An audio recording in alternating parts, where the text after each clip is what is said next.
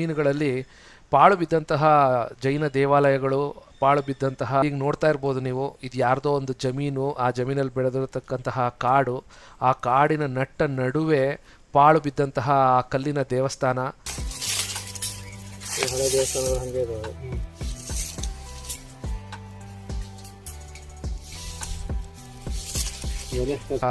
ಅದರ ಅಕ್ಕಪಕ್ಕದ ದೇವಿ ದೇವತೆಗಳು, ಯಕ್ಷ ಯಕ್ಷಿಣಿ ಅಂತಲೂ ಹೇಳ್ಬೋದು. ತೀರ್ಥಂಕರರ ಮೂರ್ತಿ, ಅದರ ಕೆಳಗಡೆ ಅದನ್ನು ಆರಾಧಿಸ್ತಾ ಇರೋರು, ಮತ್ತು ಅದರ ಕೆಳಗಡೆ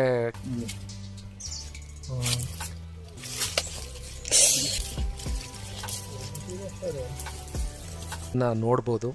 ಇದು ಮತ್ತೊಂದು ಜಾಗ. ಈ ಜಾಗದಲ್ಲಿ ಒಂದು ದೇವಸ್ಥಾನ ಕಟ್ಟಿದ್ದಾರೆ. ಯಾವ ದೇವರು ಅನ್ನೋದ್ರ ಬಗ್ಗೆ ಮಾಹಿತಿ ಇಲ್ಲ. ಈ ಪಾರ್ಶ್ವನಾಥ ತೀರ್ಥಂಕರರ ದೇವಸ್ಥಾನದ ಮುಂದೆ ಈ ಕಲ್ಯಾಣಿಗಳನ್ನು ನೋಡ್ತೀವಿ. ಇದೀಗ ತೀರ್ಥಂಕರರ ದೇವಸ್ಥಾನವಾಗಿ ಉಳಿದಿಲ್ಲ. ಉಳಿದಂತಹ